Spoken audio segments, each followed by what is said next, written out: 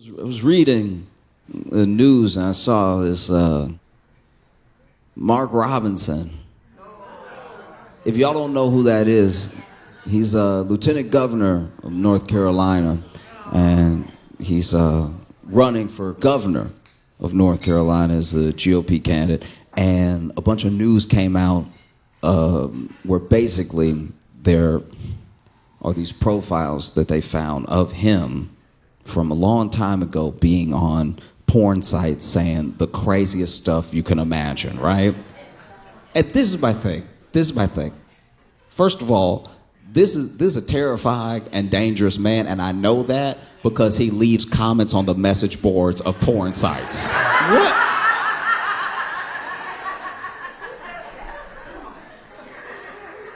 A porn site is simple, okay?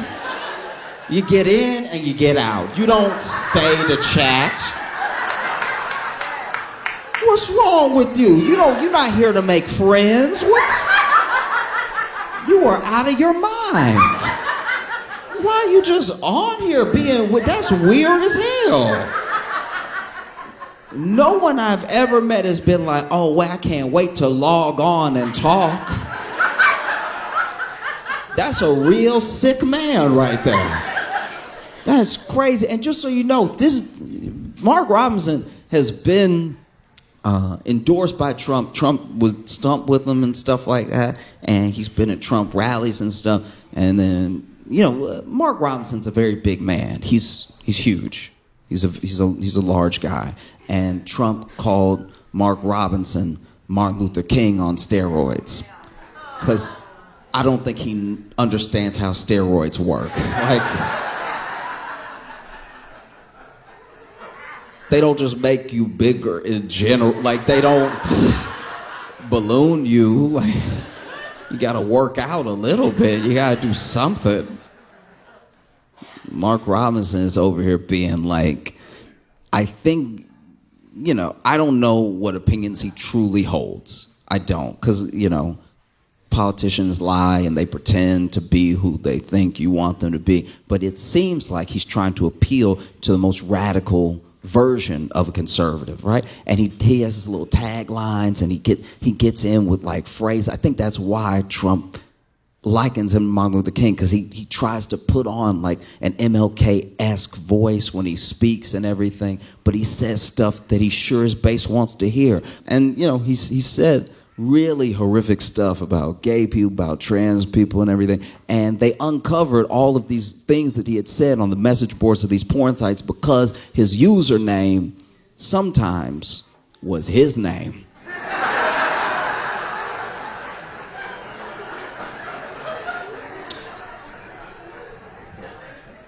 Fellas, I understand that sometimes we're in the heat of the moment and you go to one of these illicit sites, and the site asks you questions. Maybe the site, in order to enter, they want an email or something, or as eager as you are, please do not give them your actual information. This goes out to everybody. I don't care what you believe in, who you're voting for. Please do not give a porn site your real name and email address you use for work. I know it's the first email address that comes to mind when you've got other things on the mind, but make up an email address real quick. I know that sometimes that takes a second, because then you got to make a fake Google account. You got to go back. You got to accept the email from the porn site and then just look. But make it so they don't know it's you every time. It shouldn't be that hard, but apparently it is, because then CNN and the journalists on CNN, I don't remember if they're actually CNN affiliates, but basically the journalists that looked into it found that on lots of, porn sites, he was using the same username, the same handles, which turn out to be the same usernames and the same handles he used on Twitter and fellas, even if it means coming up with a fake name right now.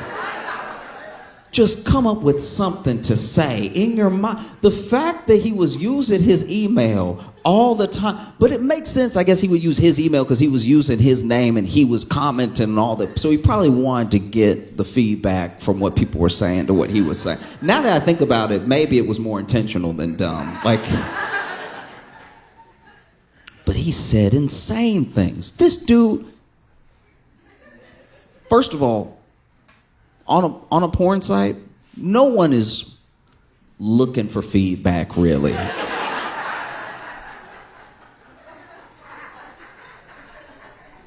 Do you know what I mean? Maybe there's some. Maybe some crowd-funded, crowd-sourced. Do you know what I mean?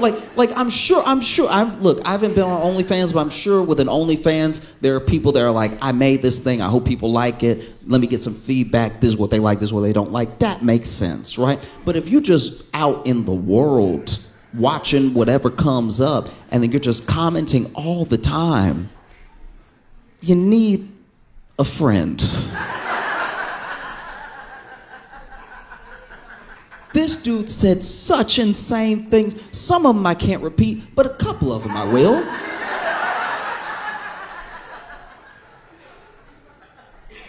This dude said, unprovoked, I'm a black Nazi. I don't know where you begin with I'm a black Nazi from a black dude who should have probably left the porn site by now. He said other stuff. He was like, I would rather Hitler in office than the people that are in there now. I'm more confused than angry. I'm not gonna lie. And then he said stuff about how, my man, slavery wasn't that bad. I wish they would bring back slavery. I'd buy a couple. Mind you, this is on a porn site.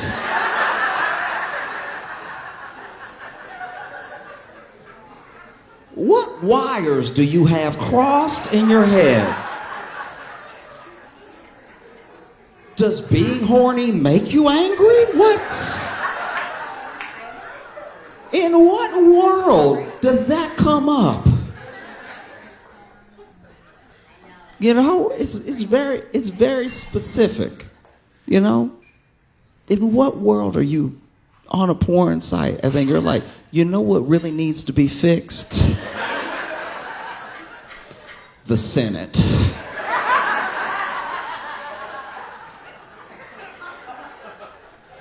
Bruh. What? I do my best. I really do. I do my best to try to understand people, and I don't get this one. This is beyond me.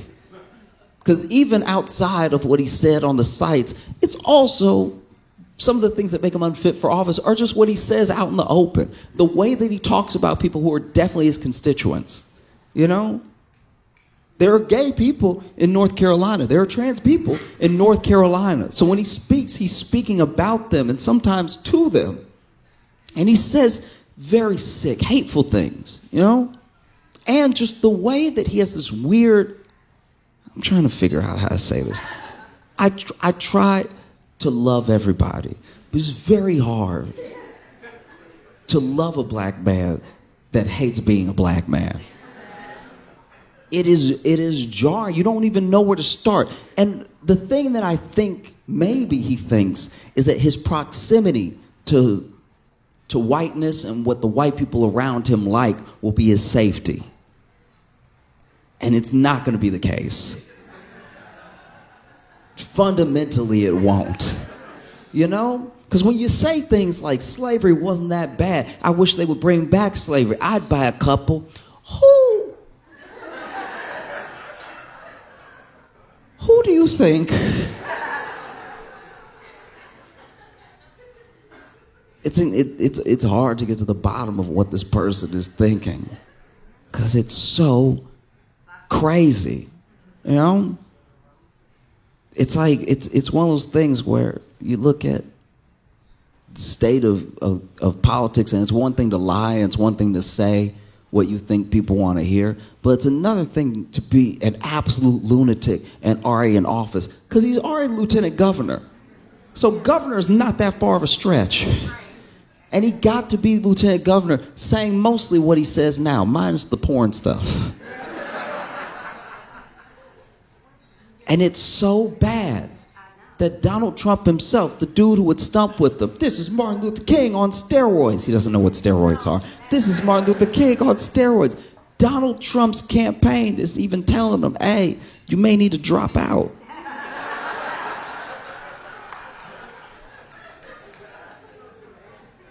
If Donald Trump's campaign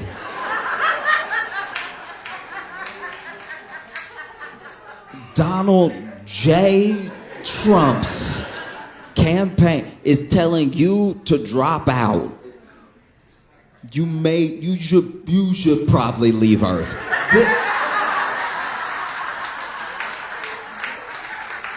The idea that Donald Trump's campaign is like, this guy, ugh.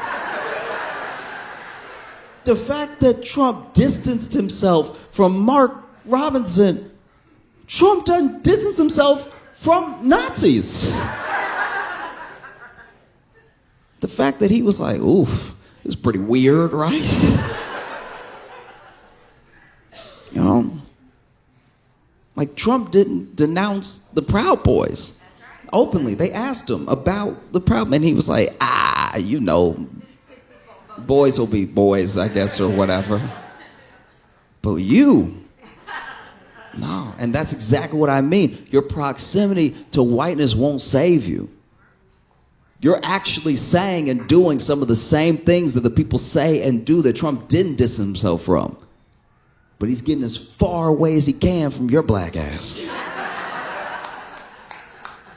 He's getting so far away from you, you would think he was on steroids.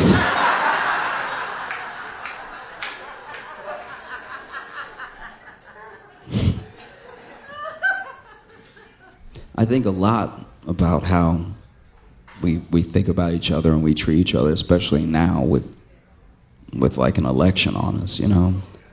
Everybody's exhausted. Why do we even do it this way? You know, in like France, they're like 3 months out, they're like, who should we pick? Like we're the only ones that make it a season and a half of TV. Like, no one else in the world does this. No one else in the world is like, all right, 2024, let's start talking about 2028. Why do we do it this way? And then you watch people, watch how they react to people, you know? Like, I have a tougher time than I've ever had with the things that are being said, you know? Everybody expects politicians to lie. Everybody expects politicians to not care about them. I get that. But what's happening right now is, like, truly insane. You know, J.D. Vance was at a rally, and it's weird. Okay, I've just never seen somebody with less charisma.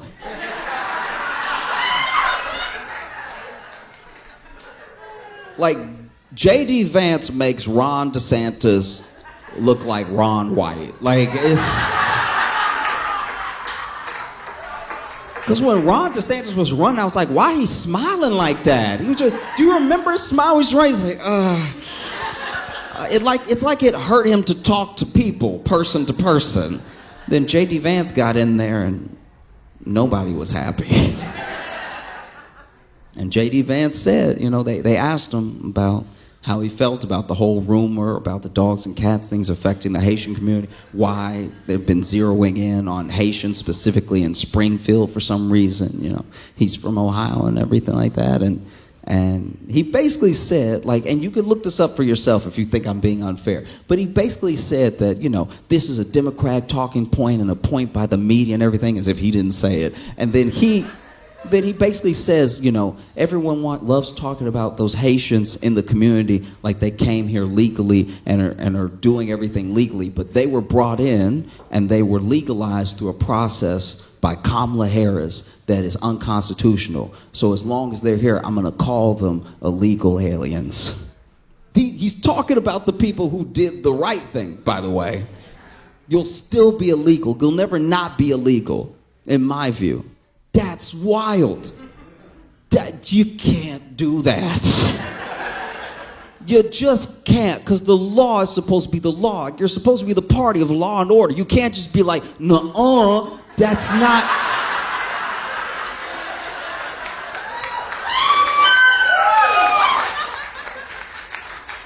It's not how the law is supposed to work, And look, I think that one of the reasons we get pitted against each other really, really hard is because America makes a promise, and it makes a promise to everybody that they will have it better tomorrow. And a better tomorrow isn't coming for everybody because of systems in place to keep tomorrow like today.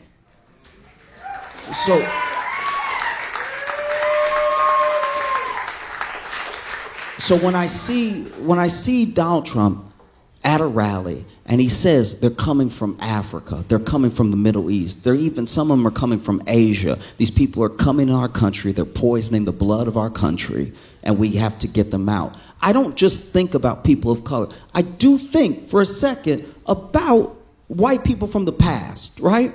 Because white wasn't always this singular identity. There was a time in America where if you were Irish, you were spit on. Where if you were Italian, you were beat. And everything that Trump says about them is what they said about all those people in the background, right? About their great-grandparents. So they may cheer it on, but recognize if you have Italian descent, if you have Irish descent, if you're Greek, there was a time where you were not welcome here. And they said that your very presence and the presence of your children would destroy the country, would poison the blood. And then we became the most powerful country in the world. So clearly it's a lie. It's so clearly a lie.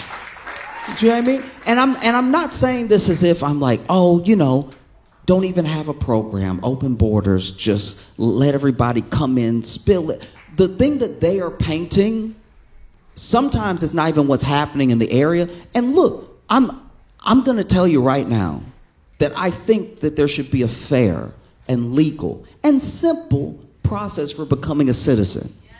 Do you know what I mean?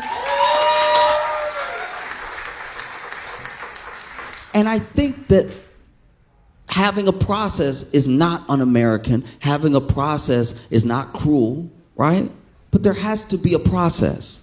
But then when that process is adhered to, you can't just be like, no, that's unmanageable.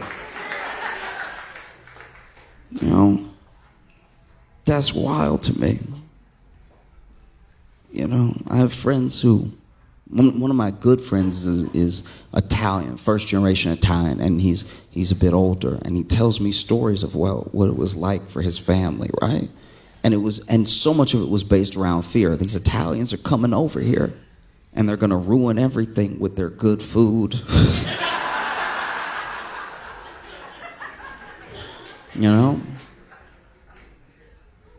And they were called criminals. There was an assumption that everybody, no matter who you were, in the Italian community was in the mob, and you were dangerous, and people should stay away from you, It's everything.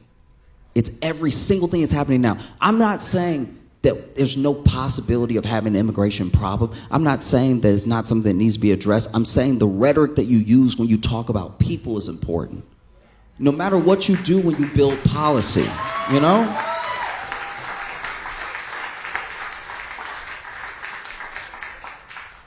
Because I would like the people who are hardworking, the people who are honest, the people who genuinely love America to be in America, Because Because the same things that they do to immigrants now is what they did back in the day, you know? Maybe you were Irish, and maybe an Irish person in your community committed a crime, and now it's a crime on all of you. Not just one of you did it, y'all all did it. Every single one of you, and we're gonna make you feel like you did it. We're gonna put up signs, right? And if you're Irish, you know what those signs said. You know what I mean? So where did that get us? And where are we now? You know? Because we didn't send those Irish people back. We didn't send those Italian people back. You know, we found a way to make things work, and you build on a process and you improve it. I'm not saying there's not a process that doesn't need to be improved. I really am not. I'm saying that the way that you talk about people is important. Outside of anything else, whether they share some land with you or not. You know, and the same things that are happening now are what happened back then, you know? I'm scared of having a political process that's it's untenable. No.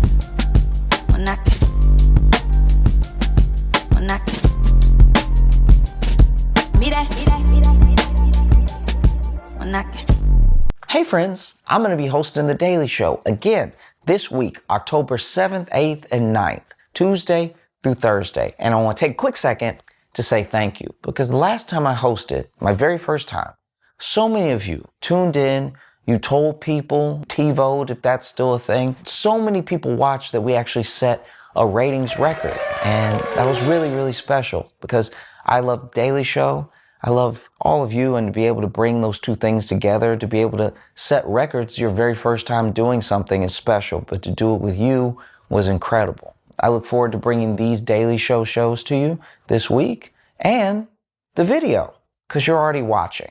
You might as well keep watching. Just let it play. I'll see you. Give it up for Josh Johnson!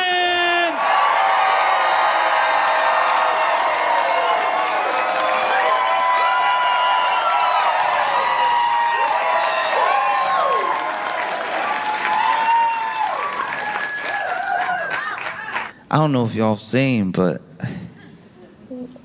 people are losing their minds. People are losing their minds because Bad Bunny is going to be doing the Super Bowl halftime show.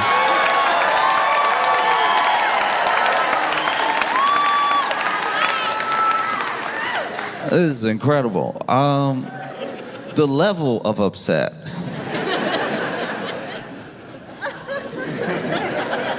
You ever see somebody get so mad that you're like, this is just weird? Like, not even, we're past like the levels of angry I expect you to get, and we're into a new realm where it knocks me out of even any sort of reactionary response. I'm more just like, are you okay? One time, I was at a McDonald's, right? And this dude, he must have wanted the pickles that come with the sandwich. They come with the sandwich. He got a hamburger, comes with a pickle. His hamburger didn't have a pickle. And I don't know what else was happening in his life. Maybe he usually handles disappointment very well. Maybe they caught him on the wrong day. Maybe they... You know what I mean? Maybe this man's been through a lot, and this is finally the thing that made him snap. This is possible. Everybody has their line. Everybody has their limit. And some people's limit, you wish that your limit would come when it makes sense. Do you know what I mean? You want your limit to come when something actually happens. You know? Like, you want your limit to come when it's like, maybe you've lost your job, you don't know what you're gonna do next, rent is due, and your dad is passed, and it's just all happening at one time, and then you lose it. That's when everybody would understand you losing it. But instead of losing it when you're supposed to lose it, some people stay strong. They don't let on that they're about to lose it. And so then they go to McDonald's.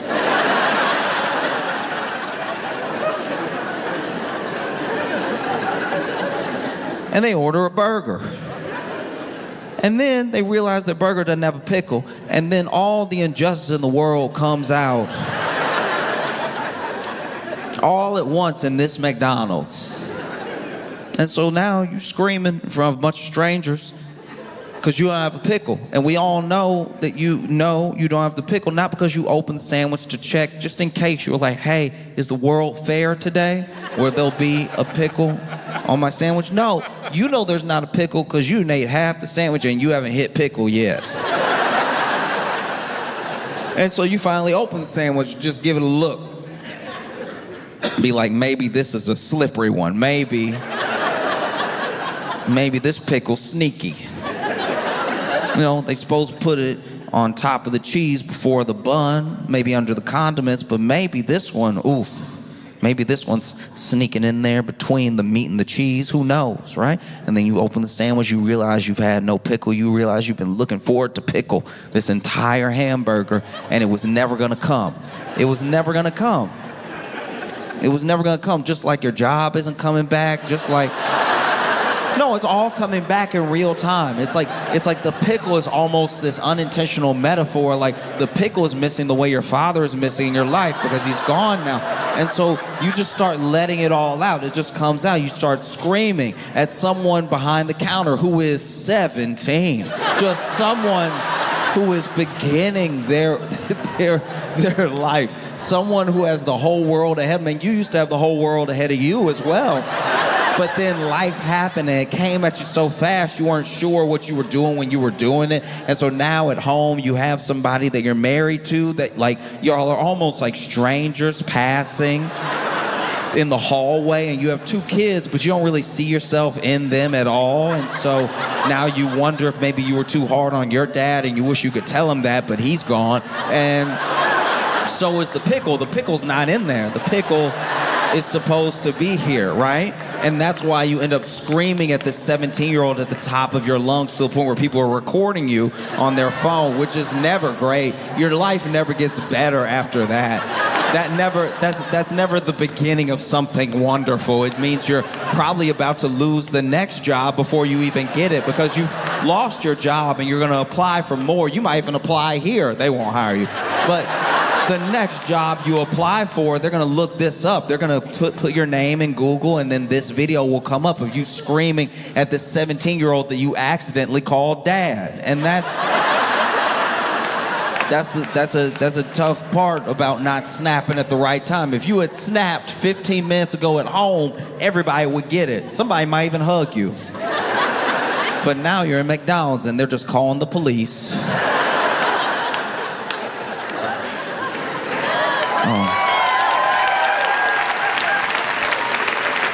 No, it's tough. It's tough. What I'm trying to say is people have snapped over Bad Bunny doing the Super Bowl halftime show, a no pickles in my hamburger at McDonald's amount. And it's stressful to watch. I understand why the NFL's doing. The NFL is trying to expand its reach and everything. What better way than with Bad Bunny? But Bad Bunny is over here, like he's defiant in a way that I think is very special. Because Bad Bunny is doing this like record-breaking tour right now. And he's not doing it in the US, you know? And I think a lot of people can't handle that. A lot of people are like they're like, why won't he come? Why won't he do MSG? Why won't he? And it's like, and you know, he's been asked about it in interviews, and he said a couple things that also are gonna irk exactly who he's trying to irk. Because they asked him, like, why aren't you touring? We looked at the dates. Where's Chicago? Where's LA? Where's New York? You know? And why aren't you touring in the US? And then he said, because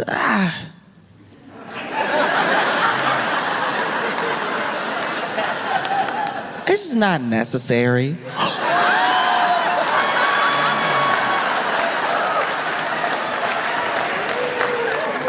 Not necessary to tour in the center of the universe, according to us.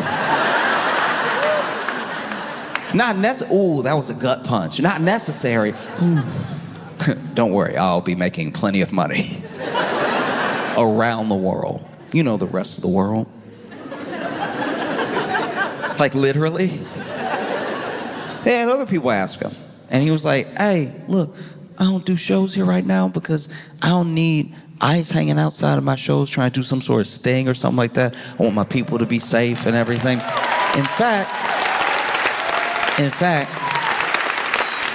if you want to see me bad enough,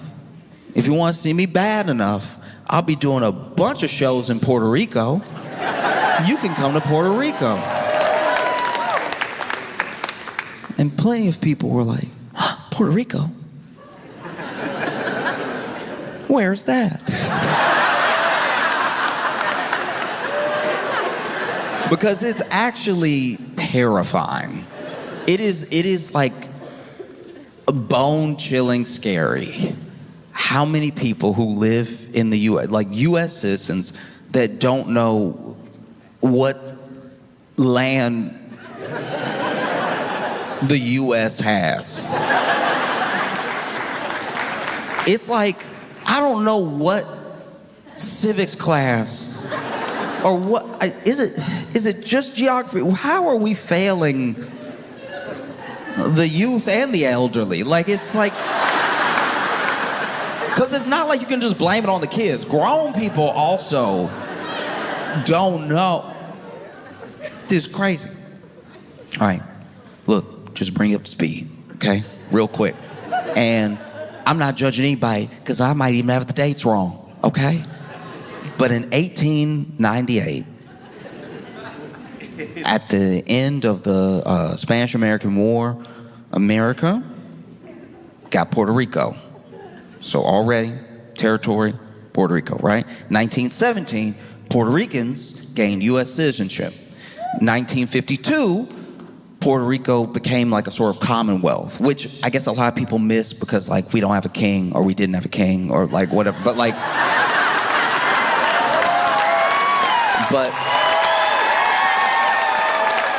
just like simple, that's the status. So if you are Puerto Rican, you are a U.S. citizen, okay? And that is also why when people were upset, they were like, why can't somebody from America do the halftime show? And look.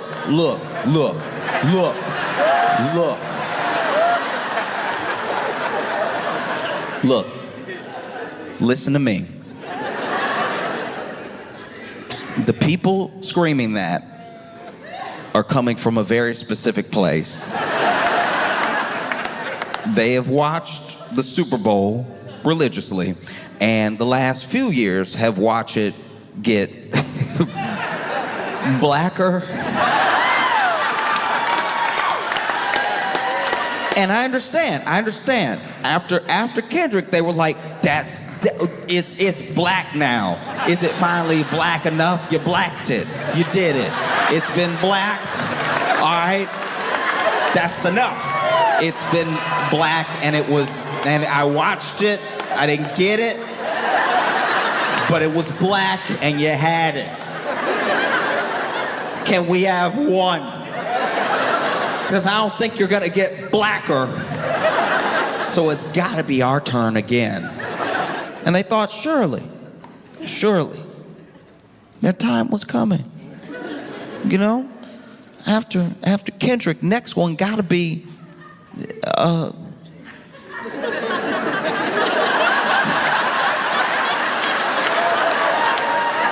know what I mean? Yeah. Next one got to be the one that does that song with the twang to it that you really like. Gotta be. Come on, we even look. You did it. So I did all that rapping. I let rapping in my house just because it was a Super Bowl halftime show. That's as black as gonna get. I refuse to let it get any blacker, all right?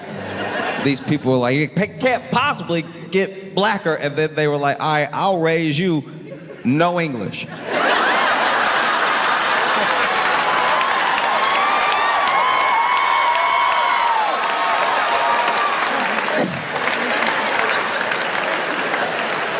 you think you're mad now. Ooh, we gonna make you pray for Kendrick. We gonna make you.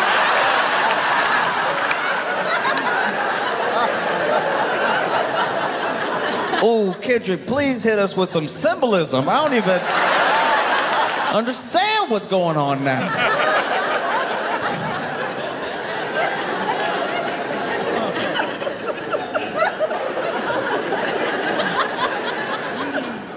Oh, no, this is so funny. They're so mad. They're mad in a way that's like, I don't even know, like even if I wanted to help, I wouldn't even know where to start.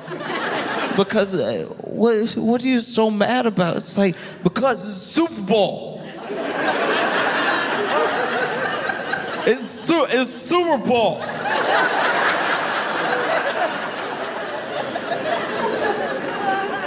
It's Super Bowl. It's not Spanish Bowl.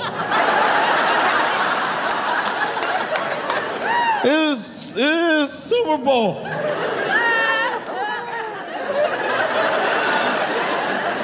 What's next? I love what's next, by the way. People love to take a thing that's actually happening and then do a hypothetical that'll never happen off of what's next. You see Bad Bunny's doing a Super Bowl halftime show. What's next? You gonna make Superman Mexican? That's what's next.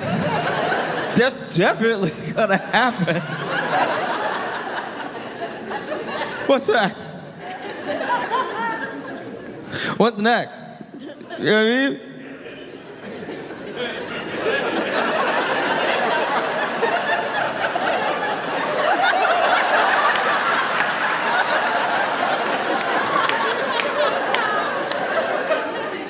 What's that?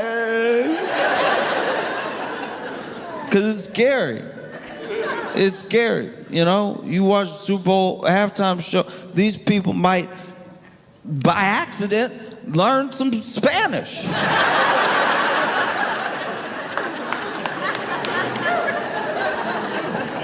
Then what's next?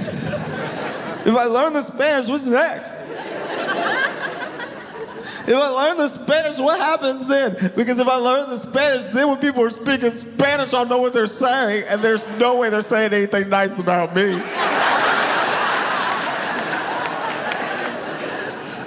But no, people losing their minds. I can't believe it. Spanish? He's gonna speak Spanish?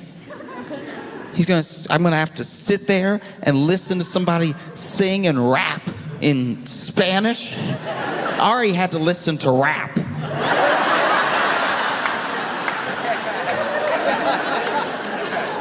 You know what that was like for me?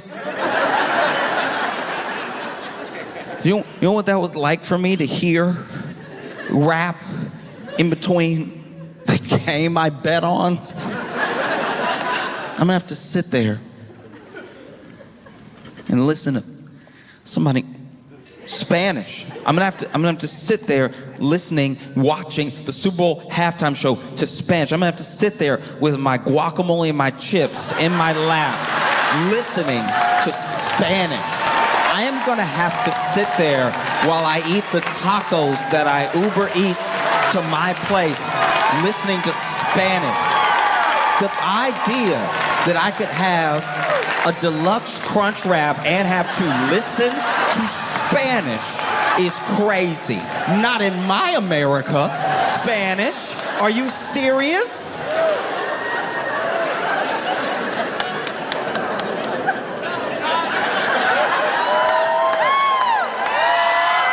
I can't believe I'm gonna have to listen. I want all the Spanish in my mouth. I don't want it in my ears. Which has like pretty much been the approach of a large portion of the U.S. for a long time. So much of the culture, so much of what people like about a culture that they're willing to take in, they try to do as best as possible to the exclusion of the people that the culture's actually from, right? So you'll see how people of Latin descent have been treated in this country the entire time while we fall in love with more and more and more and more of their stuff. You know what I mean? And it's something that obviously happens to black people. It's something that's happened to Asian Americans and everything, but it's something that doesn't always get addressed, is that if you loved what we make, then just love us. We made it. You know what I mean? Like, it's a crazy thing. It's a crazy thing to love almost every aspect of a culture and then meet the person who created that culture and be like, I don't know if I trust you though. I just kind of want all your stuff at my house. It's like, oh, I love that thing that you do. I'd probably just take it. What if I took it and then pretend it was mine? Wouldn't that be dope? What if I take it so hard that one day I tell you about it? No, I tell you about it and then I tell you you're doing it wrong because it's actually... No, what if you have your entire culture with a different understanding of everything, a different understanding of the world because it's from a different lens and it's also from perspective of a people who have built a very rich heritage and everything. And what if one day I stop by and I'm like, oh, that looks cool, I'll take some of that. And then when I say it back to you and you're like, that's actually not how you say it, I'm like, I think I know how to say it.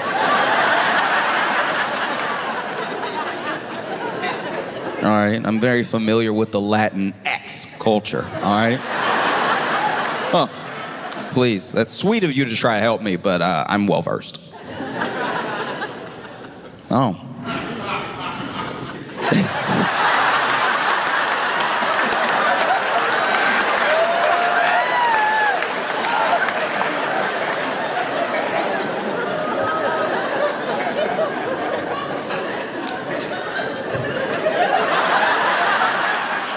That's wild, because that was the laugh. All right. No, because you see, Bad Bunny moves in a way that's very intentional.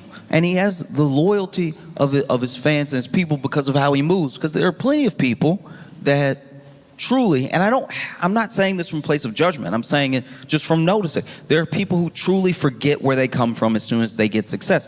It is a very, sadly, once again, it's a very American mindset to have that as long as you get taken care of, as long as you're okay, you can leave whatever behind, And you're out now.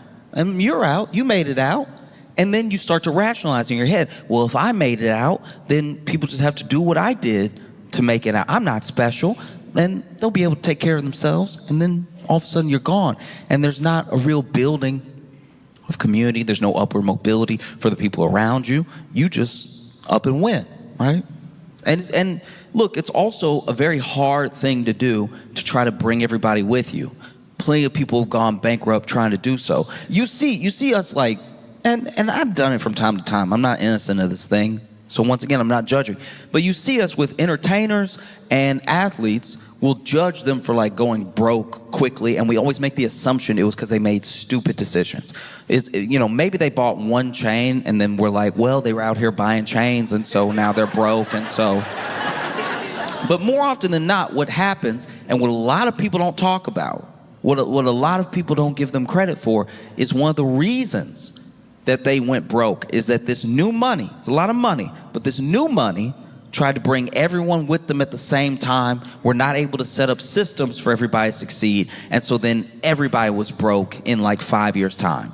It's because of their heart that they were broke. It's because of their intention to try to bring everybody with them that they aren't in some mansion somewhere, Essentially, you had something like that happened to MC Hammer. There were a lot of people that hear how much money MC Hammer made and then how much he lost, and they thought to themselves, oh, he must have been balling out or something. He probably deserved to lose all that money. Then you hear interviews with MC Hammer. He talks about his business and everything. He talks about the people that he hired. This man hired family. He hired friends from the hood. Just try to give them jobs, either to keep them out of trouble or just get them some money, because he knew that they would do the right things with their money.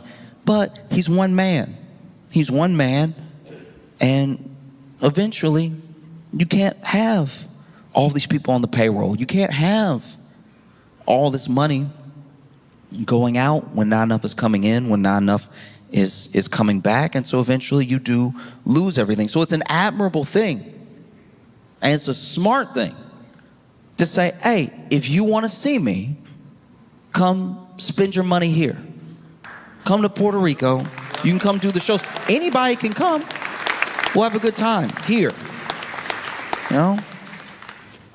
You see Bad Bunny thinking ahead. I'm not going to do shows in a place that has these like ICE raids and everything. Because also in Chicago, there was an ICE raid of this apartment complex. And in the apartment complex, they grabbed everybody. They grabbed everybody in the worst way. They zip-tied kids. They zip-tied kids. Some kids, you know, scared, crying, terrified. Nobody knew what was happening. They entered the building with flashbangs and everything, all because they said that they were there for, I think, like 6 members of some gang. Trend Day Aragua. I'm trying to pronounce it the way the president pronounces it. Trend Day Aragua. They were there for them. And look, I don't even know if that's true, because apparently they didn't show anybody any warrants, you know? So maybe that's just something they said for later, after they went ahead and did the raid. But they zip-tied, they held black and brown people alike, you know? And that's the other thing. It's like pretending that somebody's fight is not your fight is only going to work for so long. Like, pretending something is not your problem will make it your problem very soon.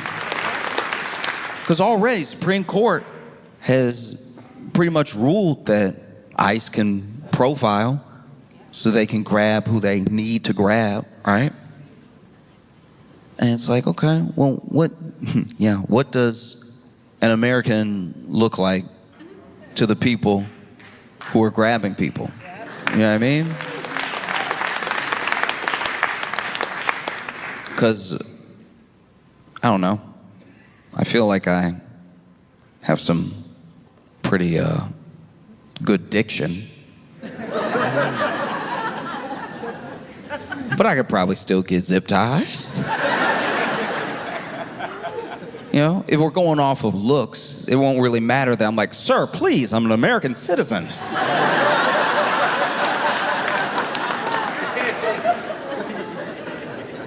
Because you see what's happening.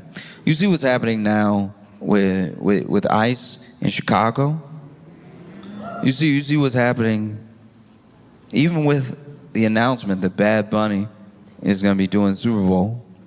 You have, what is it, Corey Lewandowski saying that ICE is going to be at the Super Bowl as well. And it's like, all right, but what's the point of that? What's the point? Because you know all of the criminal illegal aliens, because that's what this is supposed to be about, right? You know all the criminal illegal aliens every year that score tickets to the Super Bowl. You know.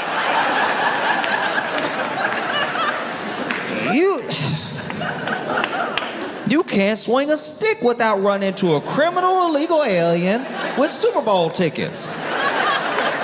You know criminal illegal aliens love the Super Bowl. They love rolling up to the Super Bowl. Got my tickets right here.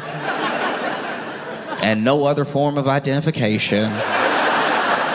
You know criminal illegal aliens. They can't stop going to the Super Bowl.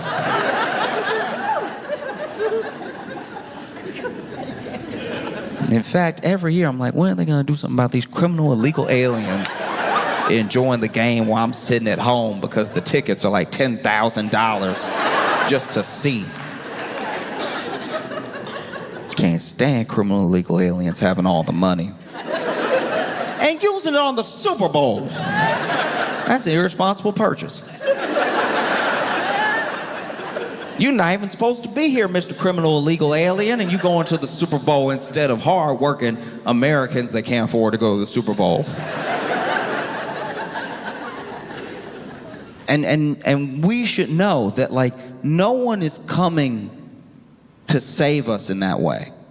This is everybody's problem, and there's not enough of a travesty. There won't be enough rights that are violated. There won't be enough unconstitutional things happening that's just gonna make the people doing it go, whoops. That's not gonna happen. They're not just gonna stop. You know, they zip-tied kids. Kids who were born here. Because this was never about what they said it was about, you know? I look at ICE the way I look at, like, season 6 of Ghost Hunters.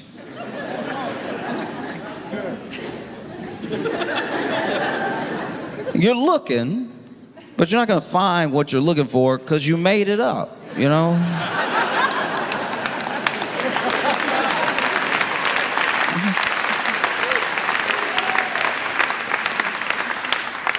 It's a very scary thing. Because don't get me wrong, look, plenty of ICE agents are over here masked up, top to bottom, can't identify who they are. It's not like they're wearing a badge. It's not like they have their name, you know, all over them or just on the front or anything like that.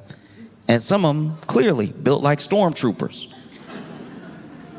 And then some are built like mall cops. Like there's a couple. I don't know if you saw that video of that young man that was running from ICE and hopped on his bike and rode away, but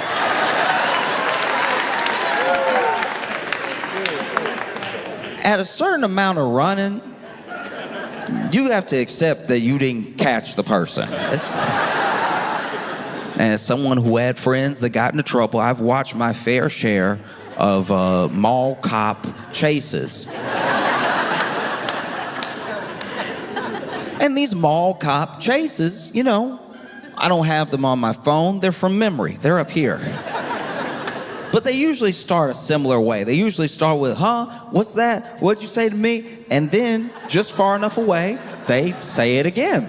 And so then, mall cop leans forward, and then whether you're on your skateboard or you're on foot, you start making some moves. And as you run, they run. And when they run, they realize they shouldn't run.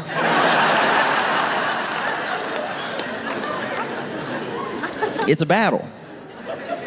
It's a battle for them to run. And you can tell because the kick, okay, I'm not a runner.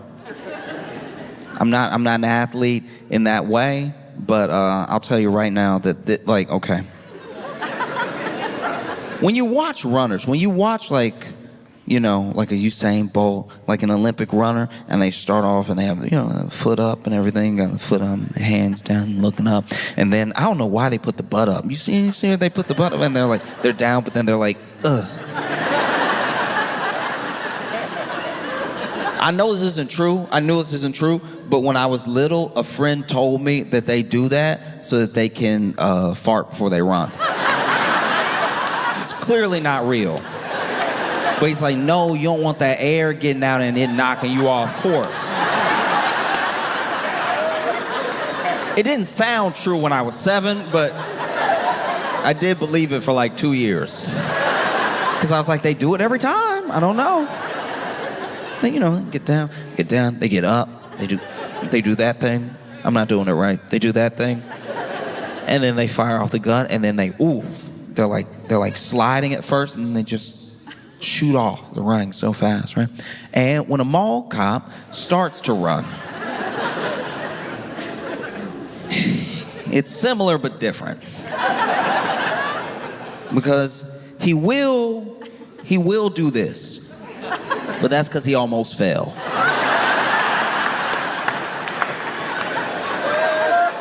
He got knocked off balance reaching for you. All right? So now he,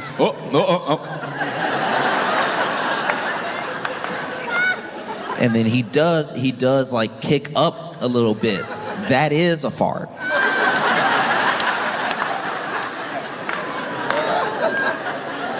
And then he starts to take off and chase you. The problem is, I don't know what happens. I don't know what happens when you take up the badge of mall enforcer. I don't know what happens to your right foot. I don't know what happens to your left foot. But they stop speaking to one another. And in these mall cop chases, I've seen plenty of them kick off, up. Into a food court table. And that's what it looked like, because my man kicked off on the bike and he wasn't even pedaling fast at first. Still seemed like he was talking. Do you know how embarrassing that is to run after somebody who isn't even breaking enough of a sweat to stop talking to you? And then they also ran after this man for too long.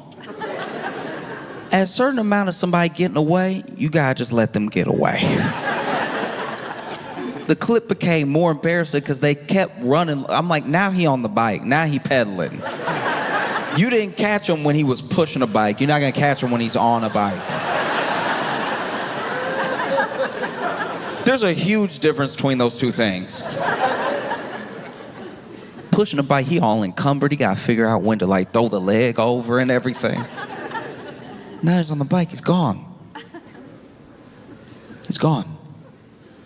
The only thing that could make that video more perfect is that dude,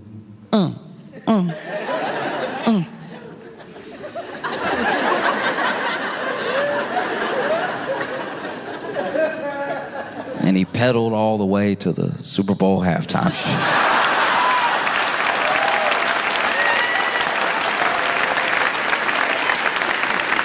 Anaheim, y'all been phenomenal. Thank you so much.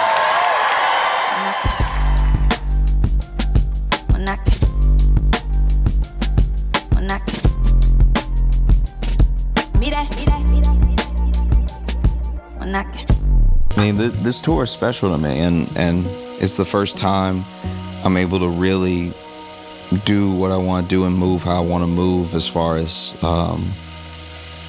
all the parts that go into it. I can't wait to see you there.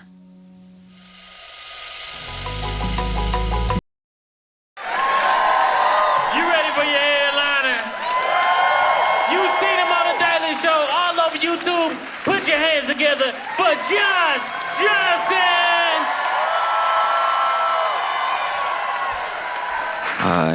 I don't know about y'all, but I just paid my taxes and they got me. Oh, they got me good. Oh, they got me real good. I was wondering if they would get me. And then they were like, no, we didn't forget about you. We think you're special. We would never forget. And I know they charged me extra. They got me charged me extra because they know I won't survive jail. So they're like, he gonna pay it. Just write a number. He'll make it happen. It's been great traveling this week. I've been able to go to Milwaukee, Madison, now Minneapolis and everything. When I was in Madison, there was something sort of curious that was happening. You know, I like being in Minneapolis because y'all smile an appropriate amount. You smile when something good is happening. You know what I mean? When I was in Madison, there were so many errant smiles. There were people just looking forward like, huh. I've never been in a city. I told them this too. I told them this to their face. I was like, y'all all walk like you walk into the light. Like, this is crazy. I try to be a jolly person, but this is insane.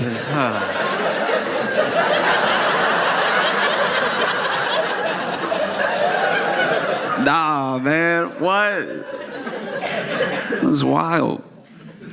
And when I was there, I like when people are happy. I hope to make people happy. But when people got a little bit too much of it going on, I do have to get to the bottom of it. And so I did do a couple things. It's something I like to do in any city when I see too many people smiling when I get there.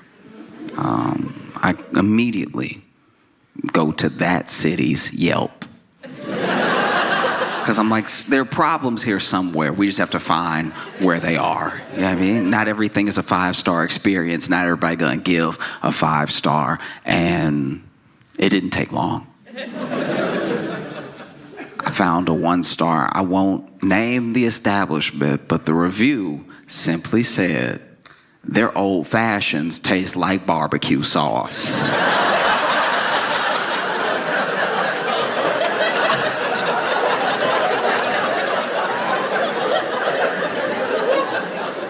Let's be clear about something. You have to have such a fundamental understanding of how old fashions and barbecue sauce taste to take a sip of alcohol and go, nah, that's Sweet Baby Ray's. I know Sweet Baby Ray's. When I taste it, you not slick just because you thinned it up a little bit.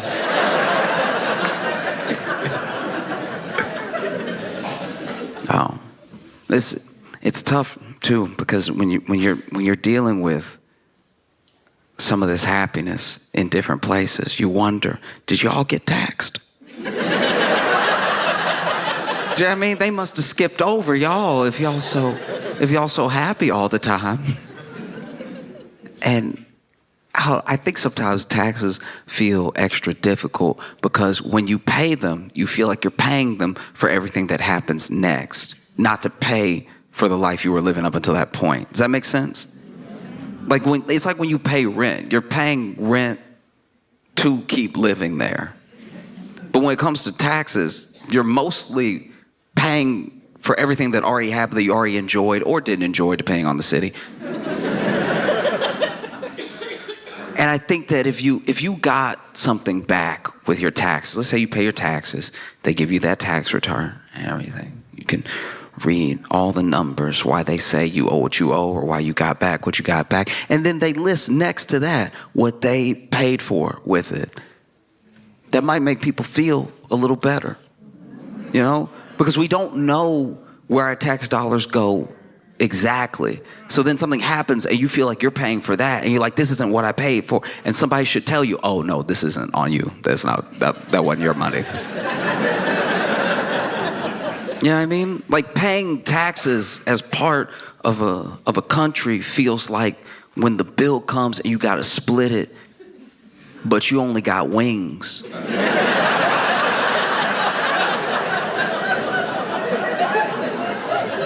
Like, hey, I got 6 wings. All right, there are 6 sets of bones in my basket. I didn't take any errant bites or anything. And some of y'all are alcoholics. I am not prepared to split this bill with you. You have your barbecue sauce old fashions. You have your... I'm not down for this. Because everybody's having some money troubles right about now. I mean, from all different ways. People are getting squeezed in lots of different directions, you know? Like we already know, tariffs are almost old news now. But the fallout isn't. The fallout is fresh. The Dow has only dropped by 1,000 points 11 times in history. And 4 of them were in like the last 2 months. Like this is very bad. If this were a roller coaster, this would be the part of the ride where your neck breaks. Like it's just... Engineers don't build this way. This is not safe. And you know, you see it through the tariffs. I've talked about it before, but those people on the money channels, they're still a bit nervous. They're still freaking out, you know? They still come on every day. One of my favorite things about watching them now is they talk to us like we're the news. They're there doing the news, but they looking right in the camera like, I don't.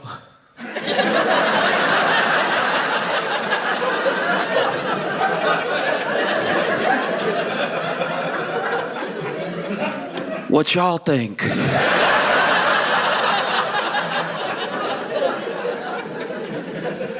No, it's bad. You know, like just this week, you know, you had people losing money in all sorts of ways. I mean, Christy Nome.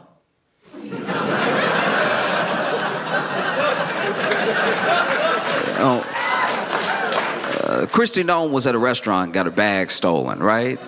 And I don't know,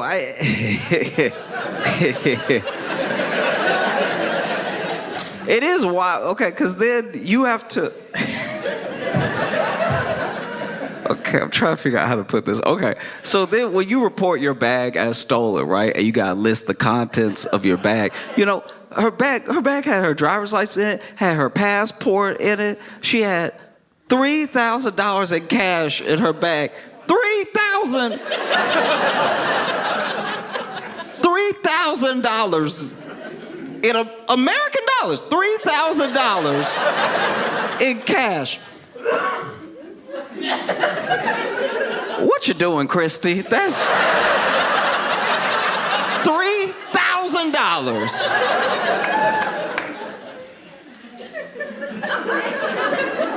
North American, South of Canada dollars. She had $3,000. That would make sense if this was like the 90s. You know, it's the 90s, you got it like that, you got 3,000 on you, you know, okay, you might see a food truck, want to treat the town.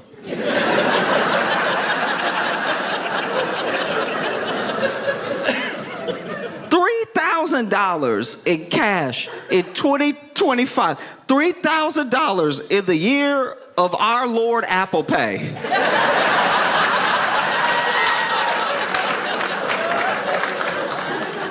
If I had been the cop that she reported to, that the business, and she told me, listen in the back, oh, my DHS badge, my passport, my driver's license, so much stuff was in there. I had a couple of Jolly Ranchers, and oh yeah, $3,000 in cash. I'd be like, oh,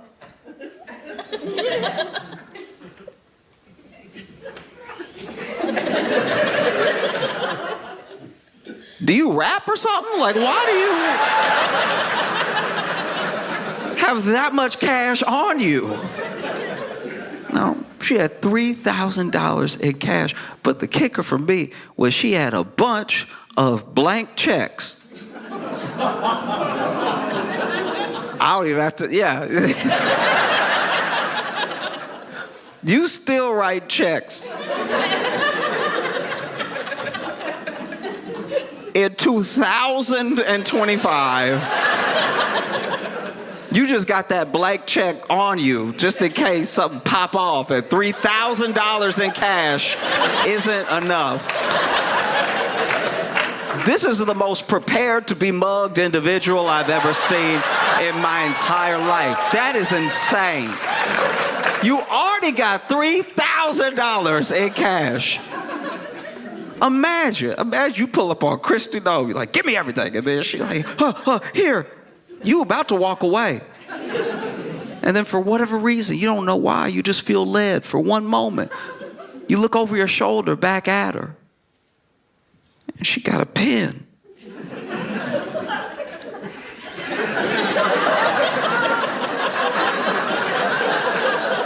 You said give you everything, you know.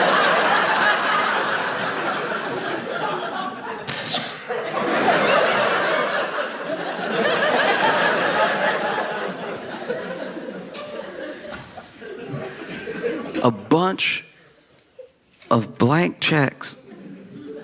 I don't even know if the thief would know what to do.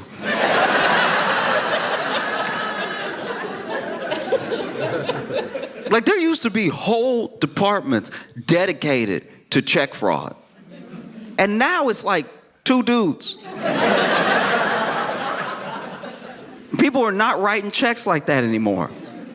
I bet you. They dump the contents out. They're like, oh, we score. We got $3,000 in cash. We got her DHS badge. I'm sure she's going to want that back. We got her passport, her driver's license.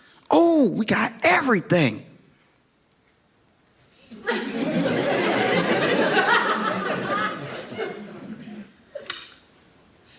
Why she got a bunch of little papers with her name on it? Some people so conceited.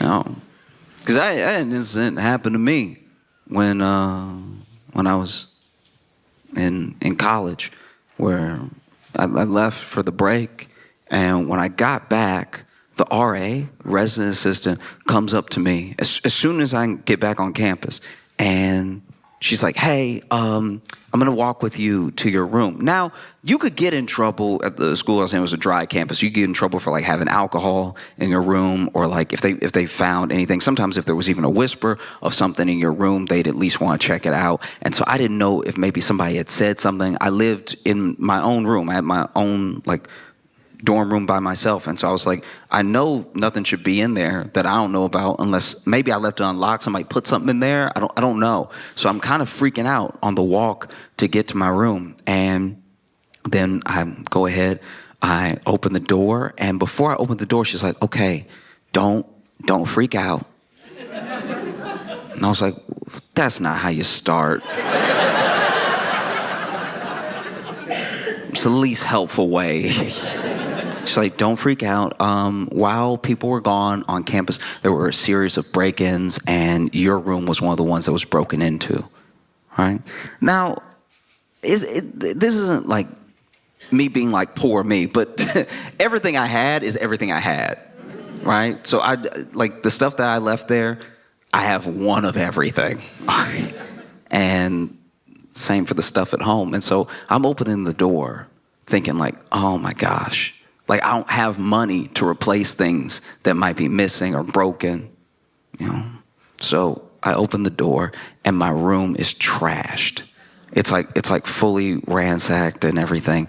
And then she's like, you just make a list, okay? Make a list of everything that's missing, and we'll figure out if like the like Department of Public Safety on campus and the school at large can like help you recover some of it, or you know, maybe, who knows, maybe the school can like come up with the funds to help you get the stuff that was missing. And so I look around, and I'm moving clothes out of the way and all this stuff. I opened my closet. They were in my closet too and everything. And it takes a little while, but quietly I realized to myself that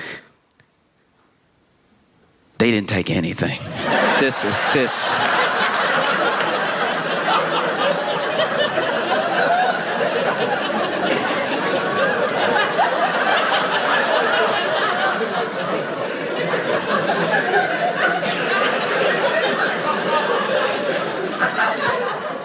How embarrassing it is to get your place broken into, and a thief is like, I'm good.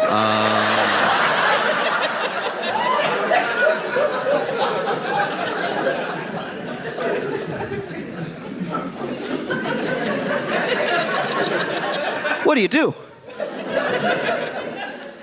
What do you do? You know, I'm in my head, quietly walking around. You know, RA is still standing in the doorway and everything. I'm getting defensive in my head. I'm like, all right, I got a couple of good DVDs. All right, they not Fight Club fans. Like,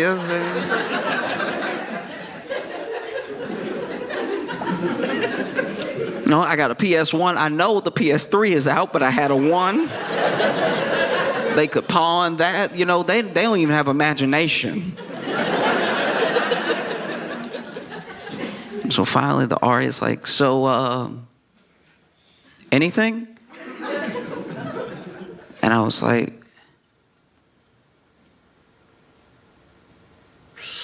yeah, they took my Gucci watch. I had 2 Chanel bracelets. You gotta put the bracelets down. Please write the bracelets down, okay?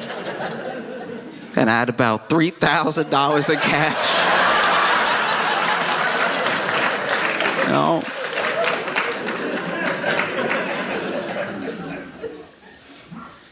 It's difficult when people are feeling like they're squeezed so much financially. Like there are things that you have to pay. But the thing, I guess, that gets me sometimes when it comes to paying tax, I feel like some of the reluctance around it is that it feels like you work all year and then you get taxed for this money that's going to be spent on a bunch of things that you didn't agree to. It less like you worked all year and it's to pay for the things that we already enjoyed. Does that make sense? Like the framing of it, I think, is why people have such a problem. You know, like if you just sent back the tax return and then listed the stuff.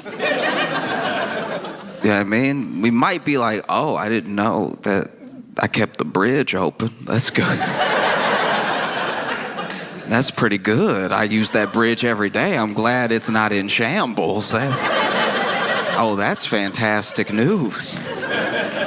You have to pay your taxes not just because the government is telling you to. It's not the government being some big bad meanie or something. It's you live here.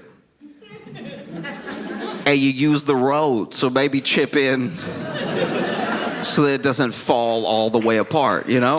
And like that's not to say, really quick, that's not to say that I just pay my taxes blindly and love it and never question where it's going, because it is your money as well, so you deserve to have some say in where it goes. That's why we elect people to Congress. You know, it's why we pick the officials that we pick, even on a local level, because we're like, you work for me. You are my employee, and here are the things that I want to see. These are things that I don't want to see. It feels like in this moment, we're in a real predicament of, I guess the best way I can describe it is I used to work at a store, and when I worked there, they promoted this one guy that was like, one of us, one of the cashiers. They promoted him, and they really shouldn't have done it.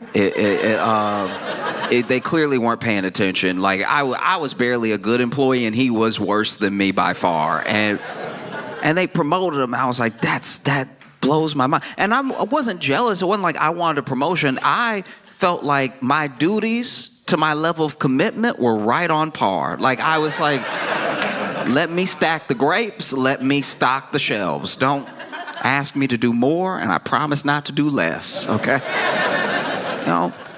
But he was actively bad, and they promoted him. And a good example was he wanted to go to business school, and one of the assistant managers said, "Oh, I used to, go to business school. Like I graduated from business school. I tell you what, I will give you all my old business school books. I don't know how much of it will transfer, how much it will actually help you, but it can get you started before you actually start school. You might be able to learn some of the basic concepts. It'll help you, right?" And that was a very nice thing to do. He didn't need to do that. I respected that very, very much. He saw somebody with a dream. He wanted to help them along, And so he gave him these books. And I'm not even kidding. The next day, this dude comes to work and accidentally knocks over about a pallet's worth of wine because he was walking while reading the book. The book, I'm not even kidding, was called How to Understand Business.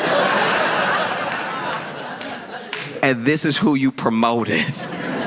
We're in the business of selling groceries. We buy groceries from places, we hold them until people want to buy them from us, and then we sell them to them. We're in the business of buying and selling groceries. He will stand in direct conflict with our ability to buy and sell groceries. And you've promoted him. We're in a similar predicament now.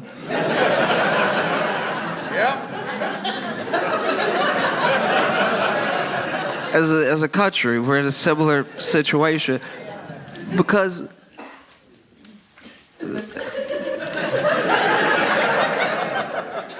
Pete Hegseth got in trouble again for the same thing from before. Basically, if you're not familiar, a bunch of people who are supposed to were using the app Signal to, talk about war plans. And, quick gist, they accidentally invited a journalist, and then the mission kicks off. They do the attack. The attack is successful, and everyone finds out, and they're like, that was dumb. Don't do that again. And everybody was like, we can't promise that. Like, that's not... Okay. Well, fast forward to rewind, we are in the same situation again, because unbeknownst to, I guess, anybody at the time, Pete Hegseth had not only been using Signal to discuss war plays, he had a whole other channel where he was just talking to his wife, his brother, and his personal attorney. And you couldn't. This is what genuinely bothers me. Like this is what actually upsets me about the whole thing. Some people are upset. They're like, I can't believe they were discussing such sensitive information that should have been, they can say it's not top secret. They can say it's not classified, but it's at least something that we should hold tight until the mission happens. And he's just discussing it plainly on this app that could be hacked. And it's like those things. Discussing it with people who shouldn't know isn't actually my problem. Maybe this is my own hot take, but I feel like that sort of thing happens all the time. I think anyone who's like married to someone in government, anyone who's married to someone high up in any business knows some things that they're not supposed to know. That's like human, actually. You don't think Michelle Obama? You don't think Michelle Obama was kept up at night knowing stuff she wasn't supposed to know? Do you know what I mean? You think Michelle Obama was in the White House like, Barack, what's wrong?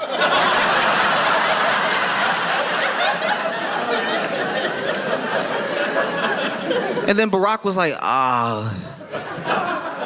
it's classified. No. I don't think that happened. I'm sure Michelle was in the White House minding her own business, eating a veggie plate. Barack halfway kicks open the door. I've had it up to here with them. Okay? They want to kill everybody. They want to blow the world up. Now you sitting there, you Michelle, you like, oh, I don't even want my carrots anymore.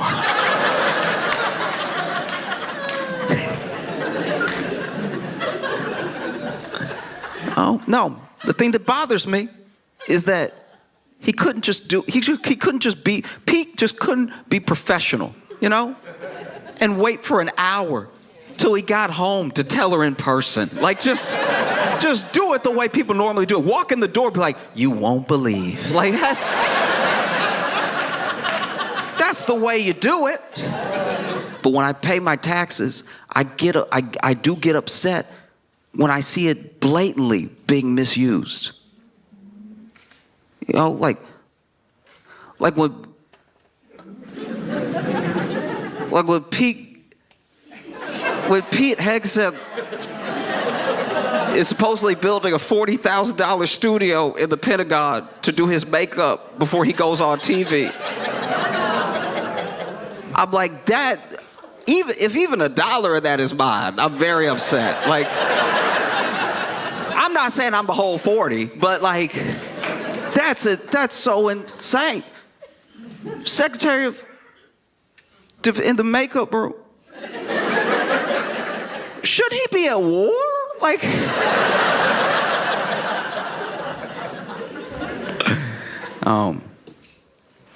every once in a while, you come into contact with somebody that from you know in a personal way, and eventually, maybe this has happened to some of you, you turn on local news and you see them. and you're like, I knew it was gonna be something. You know what I mean? Maybe it's the 8 o'clock, the 10 o'clock news, but they did something. You see that mug shot and everything. When I was in Chicago, I worked with this dude at our job, in the break room, we had a light sensor for the light switch. So you could just press it, lights come on, or, if nobody was in there or if you didn't move for long enough, lights go off, right? And one day, I'm walking into the break room, take my break, lights are off, I walk in, lights come on, and he's sitting there, already in the break room, eating barbecue. And let me go out on a limb right now and say that if you eat barbecue in the dark, you are a murderer, okay? You're already guilty in my mind. If you are that comfortable with bones in the dark, there's no telling what else you're capable of. If you are that comfortable slipping and sliding on your teeth and tongue, a barbecue is messy enough in the light. You should have seen his face when the lights came on.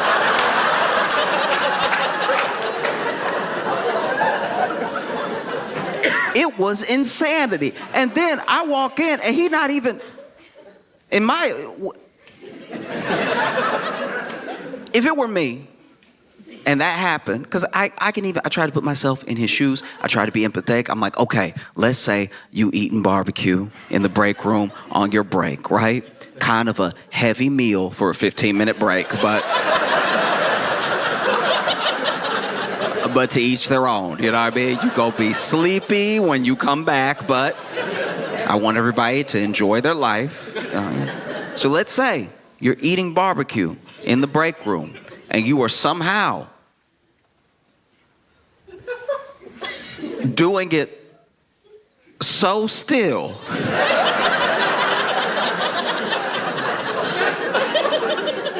I'm not saying he should be hitting the rib like corn on the cob. You know what I mean? I'm not I'm not saying he should be digging into it with his face. Like,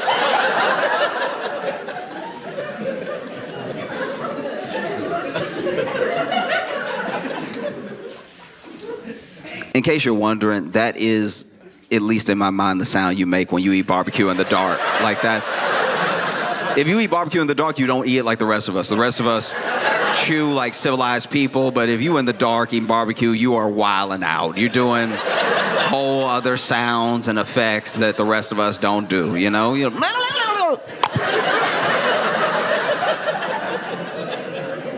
I'm not saying that you need to be doing a bunch of extra movements when you eat your barbecue. I'm just saying if you're doing it so still, munch, munch, munch. Munch, munch, munch. Munch, munch, munch, munch. Munch, munch, yum. Munch, munch, munch, munch. If you're doing it so subtle that a light sensor, that technology was like, ain't nobody in the room. And then they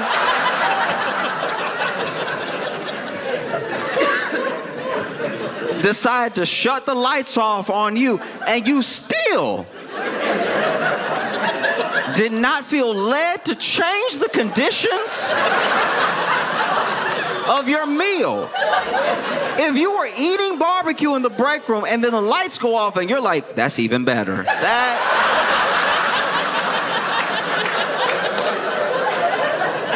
That tells me you're not right in the head. Something is going on with your mind or your spirit. Something is evil in you.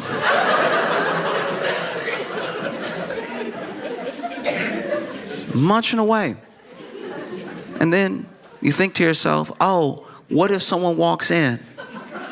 What if someone walks in and feels like, this is awkward, this is weird. I would hate for them to judge me and my entire personality based off of one instance, you know? Maybe I should get up and paw my way if the lights don't come on to the light switch and press it. So the lights come on and the room is once again filled with God's holy light.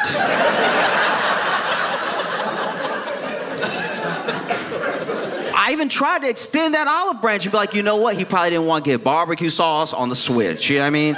Maybe that's what it was. Maybe he thought if he was flinging his hands, he'd get barbecue sauce on the walls. That would look even scarier because now I walk in, the wall's red, you got a bone in your hand, you munching away. Really try to put myself in that headspace. Try to be fair to him. And after I got through thinking all those thoughts, I was like, nah, the whole thing was weird. No, I was right. It's insane.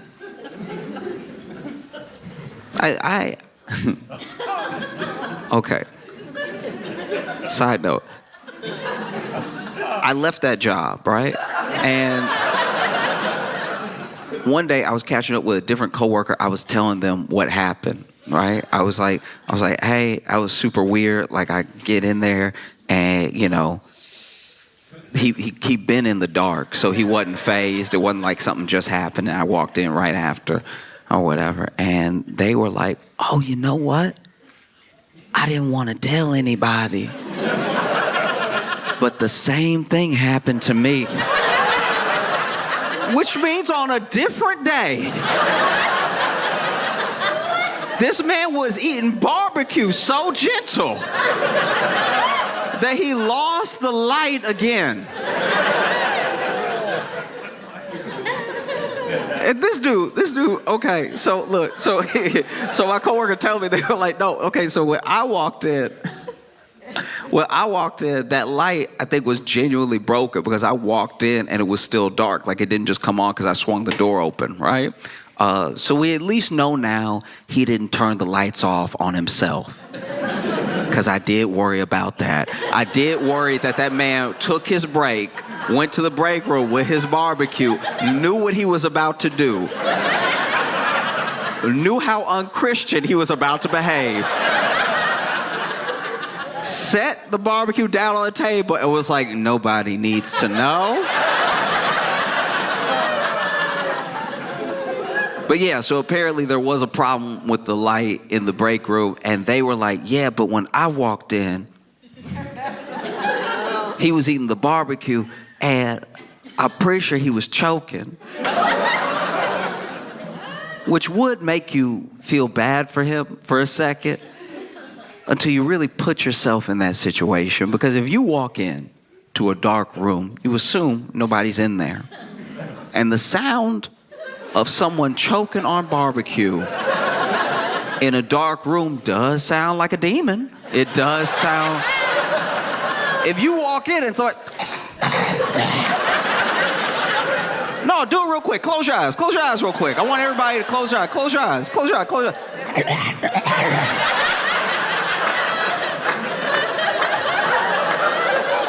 Piece of brisket getting caught in the back of your throat, and now you sound like Beelzebub.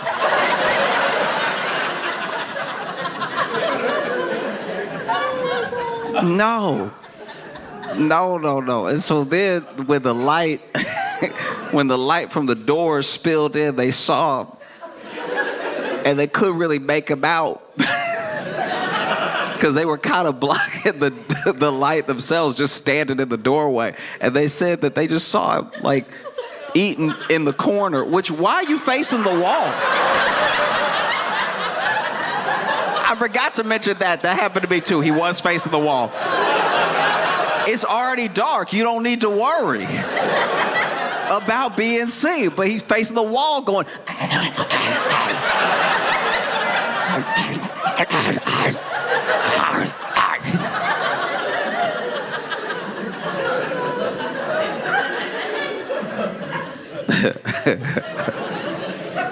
I was like, what did you do? What did you do when that happened? And they were like, I thought it was a demon. I yelled out loud, I rebuke you.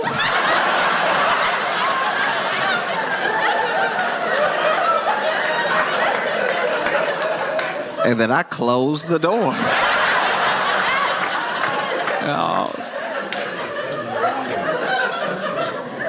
Man.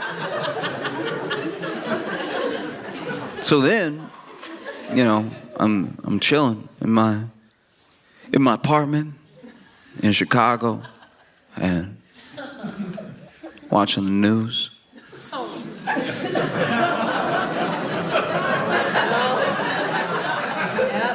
And I see a mugshot with a familiar face who had been arrested for trying to rob a barbecue restaurant.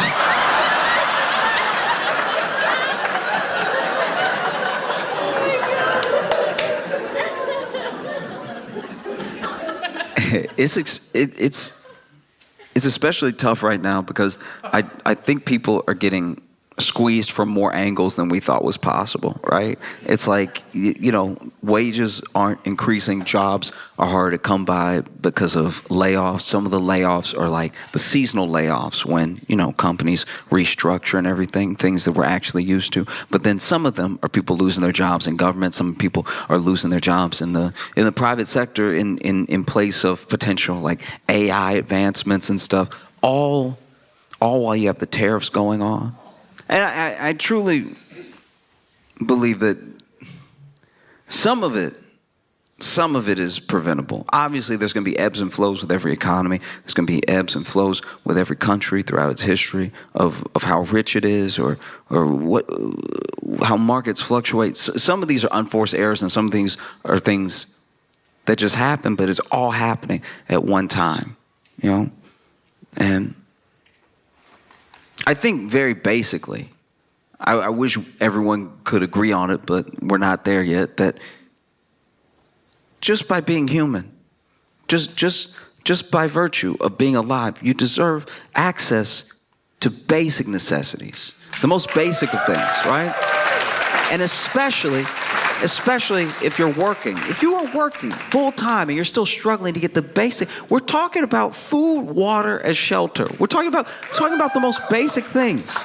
And I think sometimes when you bring up the people who are having a rough time, they're having a rougher go of it than is just, right? Life isn't fair, but you build the scale so that things can level out, so that they can be just. And when you talk about people who are having a rough time, who need extra help to try to get level, and they're working, they're doing their best. I think people conflate that with people who want luxuries or they want something for free. These people are already working. We are the hardest working country in the world. We clock more hours than anybody else, and we every year have less and less to show for it. We have less to show in healthcare. We have less to show in education and possibility of upward mobility. Every year we work harder, and every year we have less. We take less vacation days than pretty much anyone in the world, and for all of our hard work, we are not seeing the fruits of our labor. And there are people who will tell you, oh, but if you just work a little bit harder, if you just do it this way, oh, I'm smart, I figured it out, you will too. It's people who are not addressing the fact that everyone does not get a fair shake. Like, you only need to look at me as an example. You don't think I want to be in the NBA?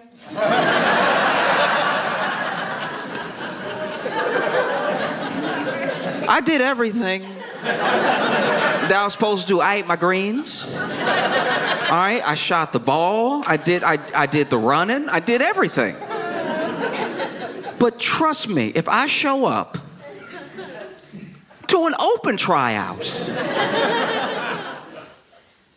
and shoot my shot for whatever team will have me, they will be calling security. All right. And finances work in a similar way. I'm not coming down on anybody who came up well, went to a good school, and then through that good school, you made a connection which got you your job, which affords you your lifestyle. I'm not saying you don't work hard. I'm saying everyone doesn't have that same opportunity, And I think that at the very basis, right? At the very basis of food, water, and shelter, people get it in their head that even shelter means, a lavish house or something. Lavish. I'm not talking about lavish things. I'm talking about enough to get by. Everyone is fighting to get by. When you talk to people who don't have about what they want, they just want to be level. You know, they're not asking for expensive, lavish things like outdoor furniture. Patio furniture is ridiculously expensive. It doesn't make sense. It doesn't make sense. It's literally outside. You don't even want it in your home. It's almost trash.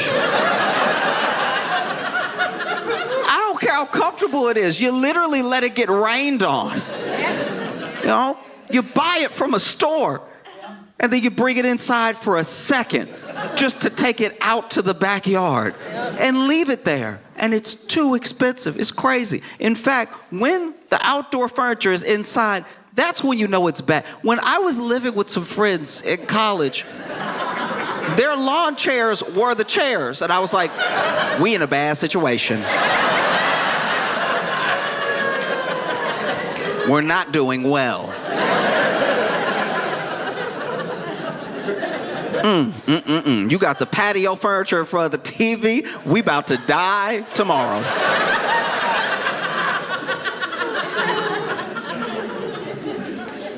Whew. Yeah. You know? It's bad. It's bad. And it shouldn't be this bad, you know?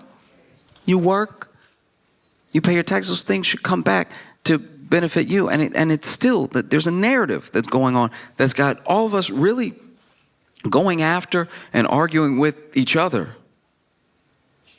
As if there's limited resources, as if there's limited money, as if there's limited opportunity, and we know there's not. We know that there's actually plenty to go around. Even with the hundreds of millions of us that are in this country, there's plenty to go around because we know how much billionaires have. Because they make it known how much they have, you know? Like you see how much land they own and you're like, that is a lot of people could live there. That's crazy. Or you know that CEO that said he wanted to own all the water? It's like, that's something you keep to yourself. What a sociopathic thing to say. Oh, I want all the water. You can't even drink it. What's wrong with you? That's what kills me. It's like people think that it's solely government. People think that it's their job. They think it's not. I promise it's not. And what really burdens me, what keeps me up at night is that these people are siphoning all of this money. They siphon it from the government. They get benefits from the government. They get tax cuts from the government. They siphon all of this money. They siphon your wealth from you. They siphon it in wages by the fact that they don't increase. They siphon it off of like shrinkflation when they act like they cry poor and then they charge you more for less. They siphon all this money, all to what end? To have a few people have all that money. All of that money, more money than anyone will ever need in their lifetime. And you know it because they don't spend it. They siphon all of this money out. They are literally parasitic. And then they dress like me.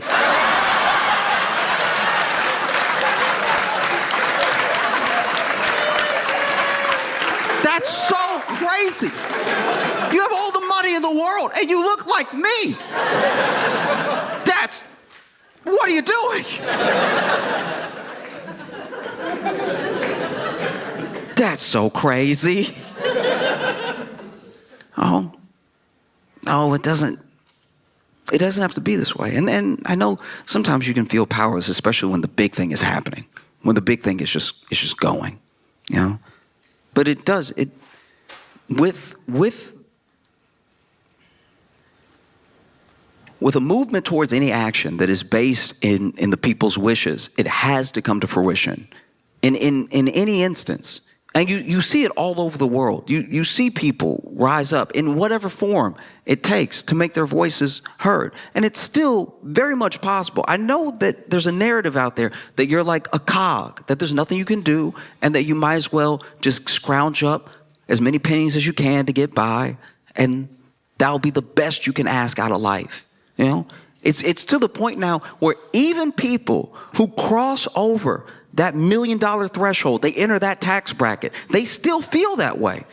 You could make $500,000. You could have $300,000 saved up, and you might sell something within your company, make another $200,000. You might cross that $1 million threshold, even by just a little bit, and still be like, I'm barely getting by. And people roll their eyes at that. They scoff at that. But the way that things are set up, unless you are uber rich, is very easy to drop right out of that tax bracket. Right out. None of that is certain.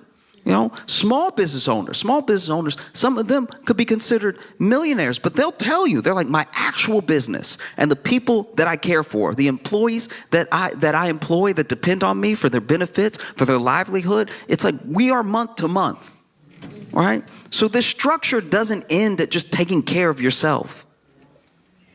And it's why everybody, to the best of our ability, we have to be looking at the whole. The way that they play it is the way that benefits them every single time. Someone who's already a billionaire would love for you to just try to be like me. You can do it if you work hard enough. That's the narrative out there. They don't talk about how many government benefits they get, how many tax cuts they get, that they were born rich. They don't let any of that into the story because it would kind of ruin the whole thing. You know what I mean?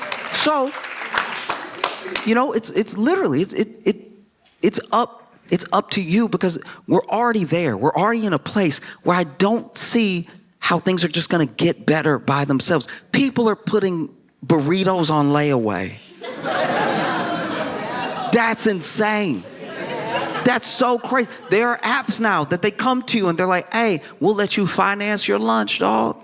You know, pay $3 now, we got you. And they do. They have you. And they don't let go. And before you know it, it's been a month, and that burrito that was $12 when you didn't have it is $65 now when you're done paying for it. And it wasn't worth it. And it's siphoned more from you. The things that weren't already taken. They can take your wealth. They're taking it now. They cannot take your worth. If you know your worth, if you remember your worth, and you fight for it every day, and you fight for it with who you vote for, you go to your town halls and you speak to them and you let them know, we hired you, you work for us, we pay our taxes, go tell them that this is done. It doesn't have to be this way. We can demand more, and the thing that we're demanding is not some sort of handout. We're demanding our work back to us in proportion for how hard we've worked.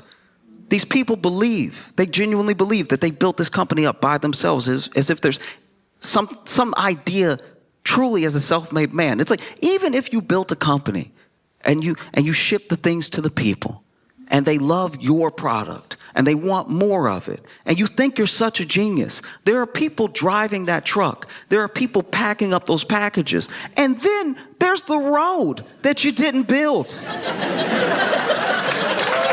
You know?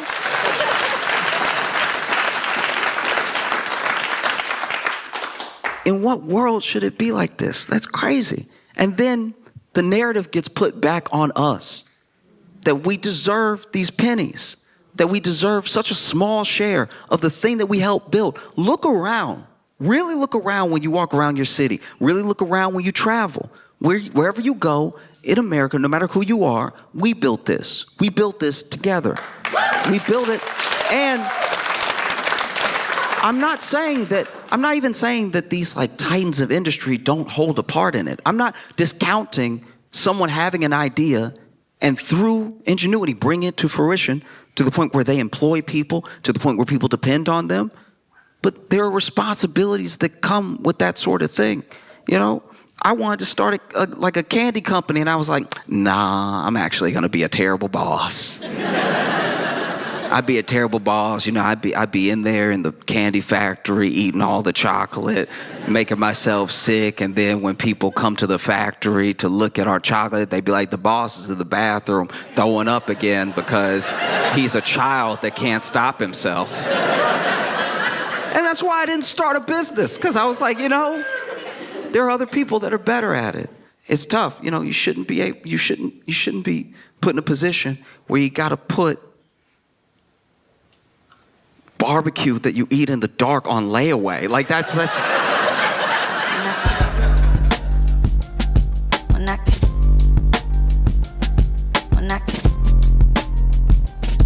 Mira, mira, mira, mira.